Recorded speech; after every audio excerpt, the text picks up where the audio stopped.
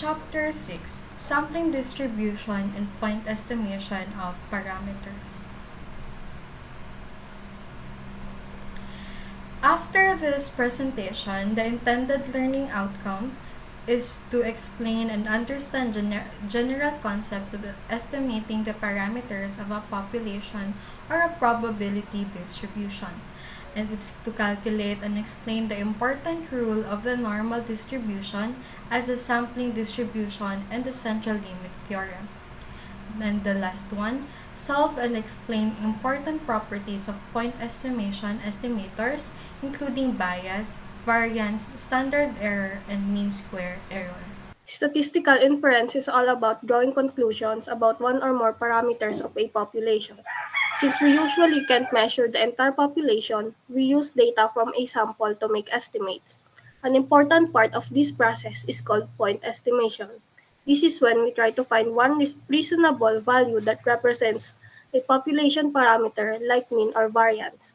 Before data are collected, our observations written as x sub 1, x sub 2, and up to x sub n are considered random variables. Because they are random, any function of these observations, such as the sample mean or sample variance, is also a random variable. When dealing with inference problems, we use the Greek symbol theta to represent the parameter we want to estimate. This theta can stand for the population mean, represented by mu, the variance represented by sigma squared, or any other parameter of interest. In summary, statistical inference helps us make conclusions about populations based on samples, and point estimation gives us a single best value to estimate the unknown population parameters. Point estimation, it is the process of using the data available to estimate the unknown parameter when some representative statistical model has been proposed for the variation observed in some chance phenomenon. The best point estimator for the unknown population mean is the sample mean, and the sample standard deviation is the sample estimator for the unknown value of population standard deviation. In short, when we are gonna get the population mean, we use sample mean as the point estimator. And for getting the population standard deviation, we use a sample standard deviation as the estimator. We often use this to estimate the mean of a single population, the variance or standard deviation of a single population, the proportion of items in a population that belongs to a class of interest, the difference in means of two populations, mean 1 minus mean 2, and the difference in means of two proportions, P1 minus P2. So let's take for an example. Odette is tutoring a small class of 12 students and recorded their recent math quiz scores. To estimate the class average, Odette randomly picked 5 students with supposed scores of 84, 85, 78, 88, and 74. Using this data, find the point estimate for the population mean. So the working formula for sample mean is summation of all sample over number of sample. And for this, our working formula or solution will be 84 plus 85 plus 78 plus 88 plus 74 over 5 is equal to, the sample mean is equal to 81.8. So the point estimate of the population mean is 81.8. This means that Odette estimates that the average score for the whole class is about 81.8 based on her calculations. For sample number 2, Leslie wants to estimate how varied the height of her 8 petchay plants. Because checking every petchay height is impractical, Leslie selects a sample of 4 plants with height of 82, 75, 88, and 91 millimeters. Find the point estimate of the population standard deviation. Our working formula would be the summation of x minus sample mean squared over n minus 1. So first, we need to get the sample mean. As I've mentioned earlier, it is the summation of all sample over the number of sample. So 82 plus 75 plus 88 plus 91 over 4 is equal to 84. And x minus x sample mean squared is equal to 150. This is each each x is equal to 82, 75, 88, minus 91, minus 84. So our working formula will be square root of 150 over 4 minus 1. So our standard deviation is equal to 7.07. So the point estimate for the population standard of the pechay plants is 7.07. So let's take for the example number 3. Silvana wants to estimate the proportion of crepes who prefer working from home. Out of a random sample of 50 crepes, 32 said they prefer working from home. Find the point estimate of the proportion of all crepes who prefer working from home. So when we need to estimate the population proportion from a sample, we can use this equation. P is equal to x over n, as x is equal to the working population over n as the total number of population. So for our solution, 32 over 50, which give us proportion is equal to 0.64, or 64% of the population wants to work from home. Sample distribution. Next slide. Random sampling. Random sampling is a set of random variables that are independent and identically distributed. This means each observation is chosen independently and all have the same probability distribution. Statistics. A statistics can be defined as any function or an outcome derived from a random sample, while the sample mean, the sample variance, and the sample standard deviation are among the common statistics that can be calculated. The nature of the population distribution, the number of individuals in the sample, and the sampling method used govern the sampling distribution. Next slide. For our example, Gushan wants to estimate how varied the amount of sodas in his 10 bottle drinks. Because checking every bottle isn't practical, he selects a sample of 4 bottles with the following amount of soda: 498, 505, 492, and 510 milliliter. Find the point estimate of the population standard deviation. Find the sample mean and variance. So, for our solution on mean is the summation of the sample over the number of sample. So, in this given, we have 498 plus 505 plus 492 plus 510 all over 4 is equal to 501.25. And for the variance, we have 498 square plus 505 square plus 492 square plus 510 square all over 4 square is equal to 62,824.5625. Central limit theorem. Next slide. What is the central limit theorem? Central limit theorem applies when sampling from a population, even with an unknown probability distribution, requires the sample size n to be large. Result, the sampling distribution of the sample mean will be approximately normal. The mean of this new distribution is the same as the population mean. The variance of this new distribution is the population variance divided by sigma squared equal over n. Next slide. This formula standardizes the distribution of sample mean. So we can take a sample mean, subtract the population mean, and divided by the standard error, which is sigma over square root of n. The z value is a z-score. We use the z-score with the standard normal distribution to find probabilities. Next slide, please. Yeah. Visualizing the theorem. This graph illustrates the theorem. Figure 1 illustrates how the distribution of the sample mean becomes normal as the sample size n grows. Second, it can start from a clearly non-symmetric distribution. Third is the mean of the sample. The sample means remains centered on the population mean. Fourth, the variance gets smaller than curve becomes the peak as n increases. Next slide, please.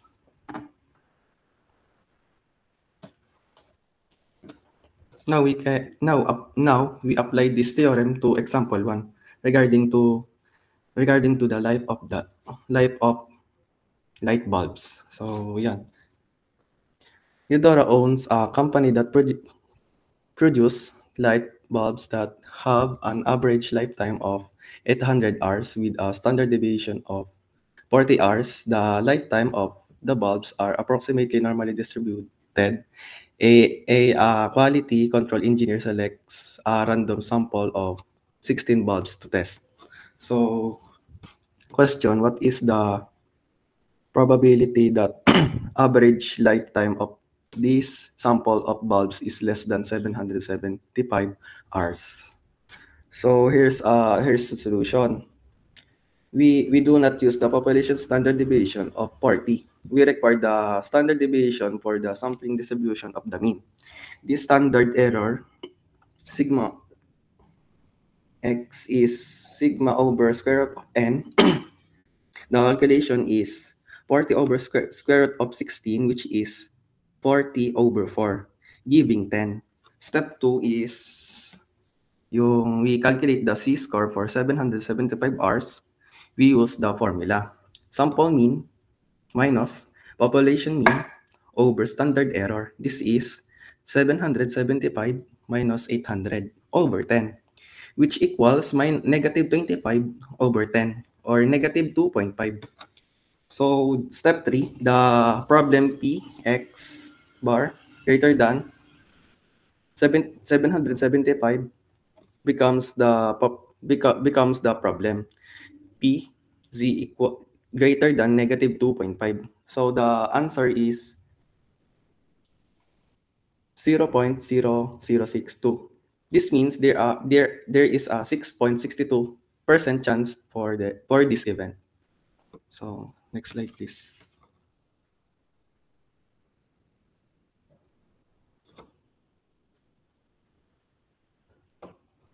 Yeah. The coffee company claims that each sketch contains an average of 20 grams of coffee with a standard deviation of 2.5 grams. A random sample of 49 sketch was taken and we went to find the probability that their average weight exceeds 20.7 grams. Since the sample size is large, the central limit theorem allows us to assume that the sampling distribution of the sample mean is approximately normal. The mean of this distribution is 20 grams, and the standard error is 0.3571 grams, obtained by dividing the population standard deviation by the square root of the sample size. Next is the z-score is calculated to determine how far 20.7 grams is from the mean in standard error units. So the result is z equals 1.96 using the standard deviation, standard normal distribution. Probability that the sample mean exceeds this value is p z less than 1.96 equals 0.0250 or 2.5%. Yon. So this means there is only a 2.5% chance that the average weight of the sampled sketch will be greater than 20.7 grams if the company's claim is correct. Yan. Next slide, please.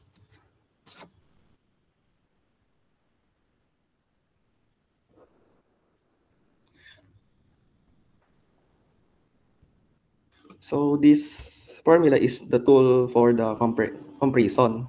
Yan. In the numerator, we have the difference between the two sample means minus the difference between the population means. In the denominator naman, we have the standard error of the difference. We add the variances. We take the variance of group 1 Add the variance of group 2 and then take the square root of the sum. This calculation gives a z-score that we can look up the table. Next slide please. Yan, so dito naman is sa example to naman natin ay yon. Nana who owns a paint company is testing two types of paint A and paint B. To compare how long they take to dry, each paint type is tested on 18 samples. From past experience, the drying times for both paints are approximately normally distributed, each with a population standard deviation of 1 hour. The manufacturer assumes that the average drying times for both paints are the same. What is the probability? Yun nga, what is the probability that the difference in the sample mean drying times is greater than 1 hour? So yun nga, we compare the two paints, yun nga ay yung two paints na yung A and B. Tapos yung the sample size naman are equal, NA equals 18 and NB is equals to 18. The population standard deviation are both 1.0. This means their variances are also 1. We are asked to assume the drying times are equal. This means the population difference is 0. This is a setup used in hypothesis testing. Yun nga, yung question nga is yung if the paints are the same, what is the probability we observe a difference in our samples? Yan yung sunod ay we find the variance of the difference, we add the two individual variances. This is yung 1/18 plus 1/18, which equals 2/18 or 1/9. So dun sa sa calculating z-score naman, yan, the numerator is the sample difference 1.0 minus the assumed population difference 0. The denominator naman is the standard error, which is the square root of the variance. Yung square root of 1/9, which is 1/3. Yun nga, the calculation is 1 minus 0 over 1/3. So the z-score natin is equals 3.0. Tapos yun nga, step 3 natin is yung find probability. We need the probability of z being greater than 3.0. The table provides the area to the left. P z greater than 3.0, which is 0.9987. Yan. So the answer is we went the area in the right tail. We calculate 1 minus 0.9987. This gives the answer is 0.0013. Yan. Tapos na po. Next, we will be discussing unbiased estimator. Next slide. An estimator is unbiased if its expected value is exactly equals to the true parameter theta that we want to estimate. So in simpler terms, on average, the estimator hits the true value. If the estimator is not unbiased, the difference between its expected value and the true parameter is called bias. And when an estimator is unbiased, the bias is equal to 0. Next slide.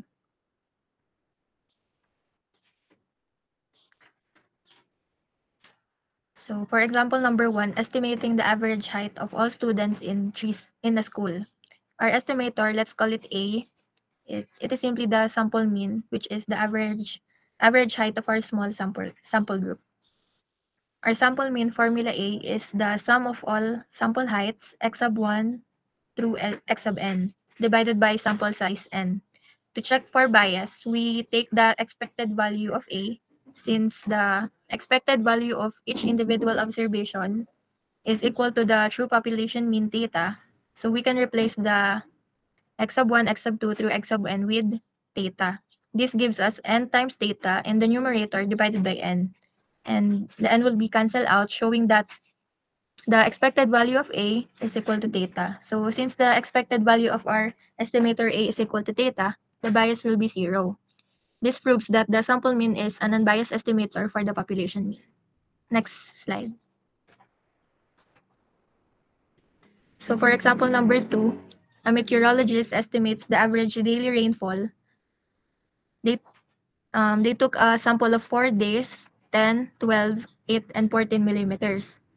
First, we calculate the sample mean, x bar, which is the sum of the 4 measurements divided by 4, giving us 11 millimeters.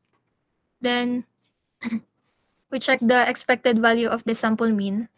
The expected value of each individual day's rainfall is the true mean. So, we have 4 true mean added up. So, divided by 4, the 4 will be cancelled out and we are left with the true mean. Because the expected value of the sample mean is equal to the true mean, the sample mean is confirmed again as an unbiased estimator. Next slide.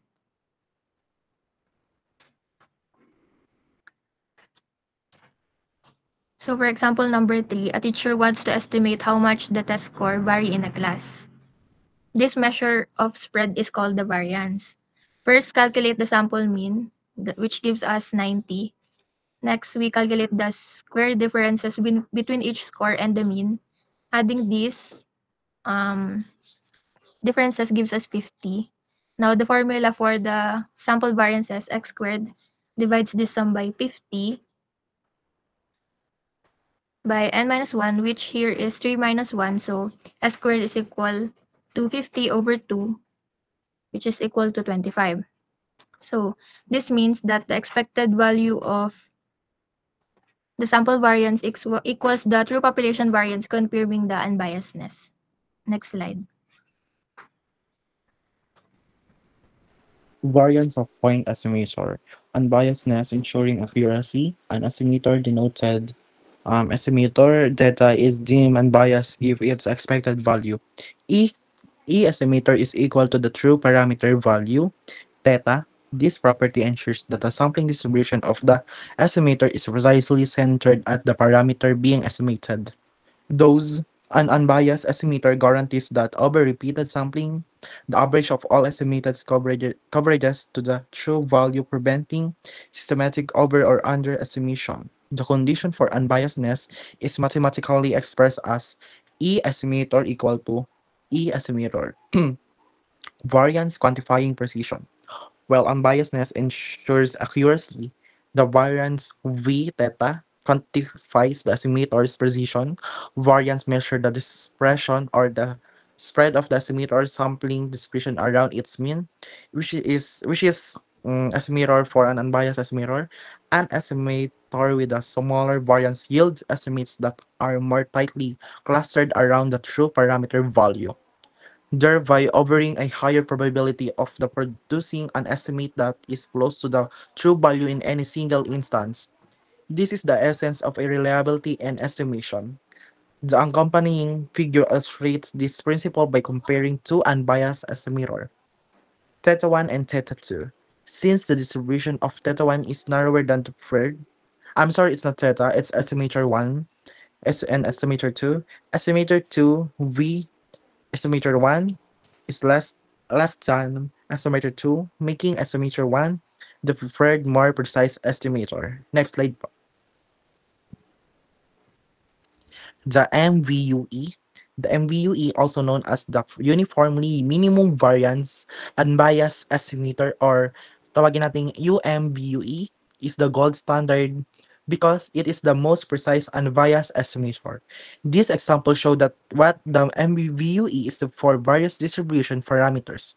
The number one, normal distribution. For the normal distribution, wait, um, x x sample mean equals to 1 over n. The summation from 1 equals 1 to n x sub I. Sorry. For population variance, is S squared, or the sample variance, X squared equals 1 over n minus the summation from 1 equals 1 to n, x sub 1 minus x bar, or the sample mean squared.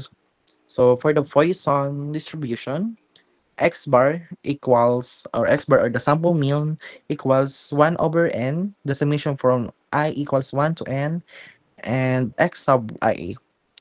For the second estimator formula, it shows that this formula is 1 minus over n times the summation from I equals to n, x sub 1. So this is the notes. This this is the for the parameter population mean. This is the MVUE for population mean or popular mean, regardless or whether standard deviation is known or unknown. mm, is a sufficient and complete statistic for popular mean. Next slide po. Uniform distribution estimating the upper bound. The uniform distribution is x to u, so O and O theta, or kung in another term, is a non-regular case, meaning its MVUE is not typically the sample mean or a simple mean moment estimator. Upper bound, or the theta, scaled maximum x sub 1 equals to estimator equals to n plus 1 over n, or the times to the number, and x sub n. Here's x sub n equals to maximum, or the max, x sub 1 and x sub 2 plus etc. is the maximum order statistic and serves as a sufficient and complete statistics for theta. The scaling factor n plus 1 over n is necessary to correct for the inherent bias of x sub n, which tends to underestimate theta, ensuring the resulting estimator is unbiased and thus the MVUE. Next slide po.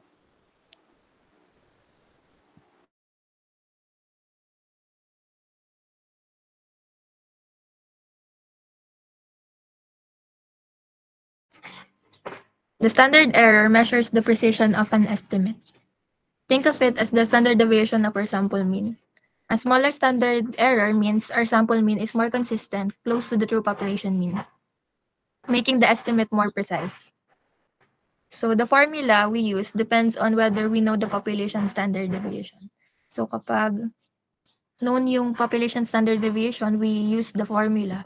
Standard error of the sample mean is equal to the population of the standard deviation over the square root of sample size. Kapag naman unknown yung population standard deviation, we use the second formula.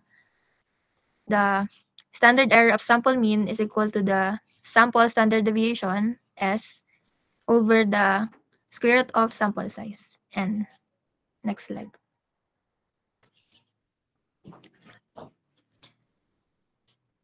So for the first example, let's assume the average height in the city is known to be 170 centimeter and the population standard deviation is 10 cm. Using the formula for known population standard deviation, we divide 10 centimeter by the square root of the sample size 25. This gives us a standard error of 2 cm. This 2 cm is interpreted as the sample mean height that would vary by about 2 cm from the true population mean if we repeatedly took many sample size of 25. Now for the next example, imagine if the population standard deviation is unknown. So we take a sample of 16 students and find the sample standard deviation S, which is 8 cm. So given pa rin naman yung sample standard deviation, kaya direct substitution lang siya dun sa pangalawang equation. So we use the formula with S. We divide 8 cm by the square root of 16. This also results in a standard error of 2 cm. So that is our estimated standard error based on our sample data. Next slide. Next example number 2, a city's average daily temperature in July is known to have a standard deviation of 3 Fahrenheit from historical records. If we take a sample of 49 days, calculate the standard error of the sample mean temperature. So we have a known population standard deviation of 3 Fahrenheit and a sample size of 49. The calculation is 3 divided by the square root of 49, which is 3 over 7, giving us 0.429 Fahrenheit. So July temperature varies by 0.429 Fahrenheit on average. For example number 3, a teacher records the math test scores of 25 students with a sample mean of 78 and the sample standard deviation of 6. Find the estimated standard error of the mean score. So we use the sample standard deviation S of 6 and the sample size N of 25. We divide 6 by the square root of 25, which is 6 over 5, giving an estimated error of 1.2 points. Next slide. So, itong table na ito ay comprehensive guide sa pag-calculate ng standard error for different statistics. And nag-iiba-iba yung formula based sa kung ano yung in-estimate mo. For example, yung mean, proportion, or nakadepende sa condition ng data. So, yung first is mean, which is yung may example kanina. Then, the second one is the proportion, specifically para sa standard error ng percentage. Yung medians naman, ginagamit ito kapag yung sample size mo is greater than or equal to 30. And for standard deviations and variances naman, yung Formula 1, ginagamit kapag alam nating normal yung population at ang sample size ay greater than or equal to 100. Then yung Formula 2, kung ang population ay non-normal, kailangan natin ng mas complex na formula. So, yun yung gagamitin natin, yung Formula 2. Next slide. Mean square error of an estimator. Next slide po. So, the mean squared error, or in the other name, in acronym MSE, is a primary criterion used in statistics and engineering to quantify the overall goodness of an estimator. It measures the expected difference between the estimated value and the true parameter value estimator by squaring the error. So here's the formula. MSE estimator equal to E estimator minus the theta over 2 or squared. Squared. A lower MSE indicates a better estimator because its estimates on average or are closer to the true value. The MSE can be rewritten as MSE estimator, or the estimated value, equals to variance estimator plus bias squared. Variance means measures how spread out your estimates are when you repeat the sampling. When bias means measures how accurate your estimator is. Next slide po. Comparing estimator using MSE. The MSE helps compare two estimator which one estimates the true value more efficiently. Let estimated value sub 1 and estimated value sub 2 be two estimator of the same parameter theta. Their relative efficiency is given by efficiency equal to MSE estimator sub 1 over MSE estimator sub 2. So here's the notes. Efficiency is less than 1 approaching to estimator sub 1 is more efficient, smaller total error. If efficiency is greater than 1, approaching to estimator sub 2 is more efficient. Next slide po. So ito po yung example. Lila's company uses an estimator to predict its monthly sale. The true average sales are 500 units.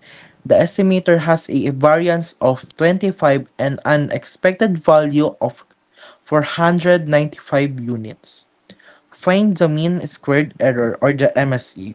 So, based dun sa formula or solution, MSE estimator equal to variance. Obviously, our variance is 25 plus the bias, 495 units minus minus 500 squared equals to 50. Excuse me. For the example 2, Eudora is trying to predict the monthly electricity usage of a household, which is actually 500 kilowatts. She develops two different estimation models. So the model X predicts the usage with an average of 498 kilowatts and a variability of 9. Model Y predicts the usage with an average of 505 kilowatts and a variability of 4. Which model gives a more accurate estimate of monthly electricity consumption? So the solution is MSE estimator equal to variance estimated value plus the bias squared. So solve mo natin sa model X. Sa MSE, unahin muna natin ang X, model X, equals the variability 9 plus 498 kilowatts minus yung na-develop 500 kilowatts squared equals to 13. For model Y naman, MSEY equals to the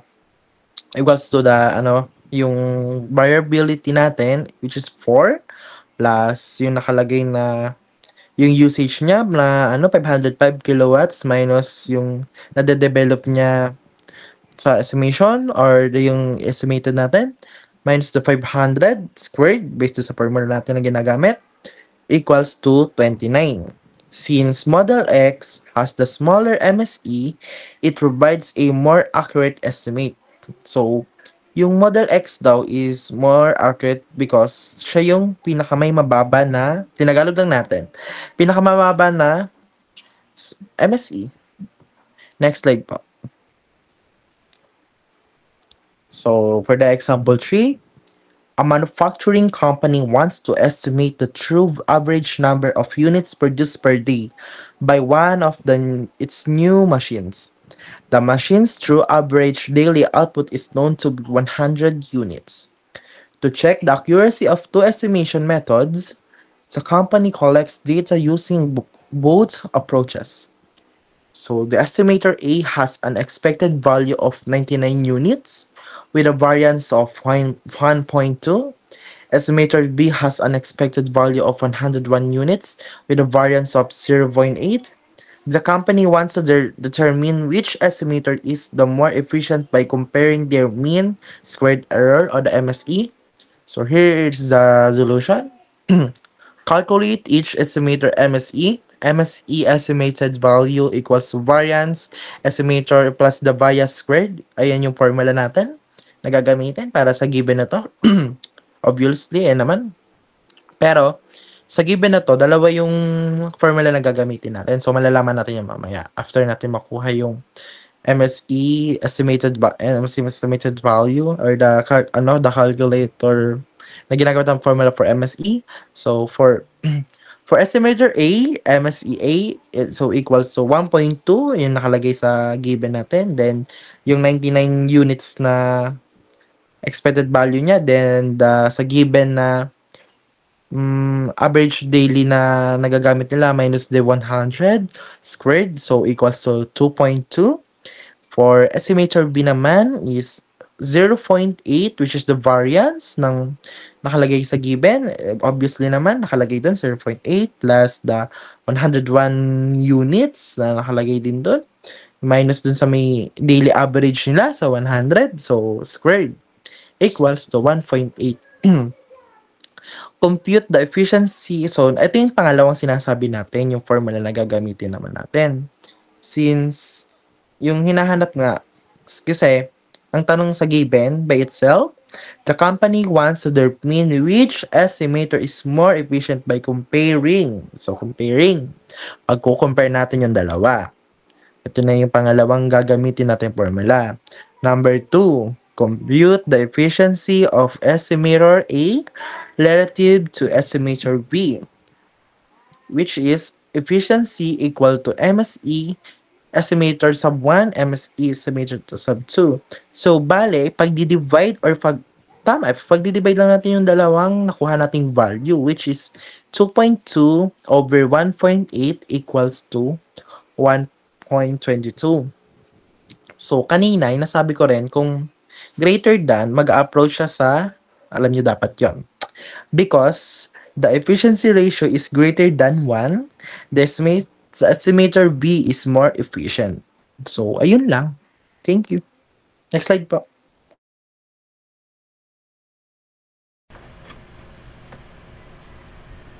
So that's it po for our presentation.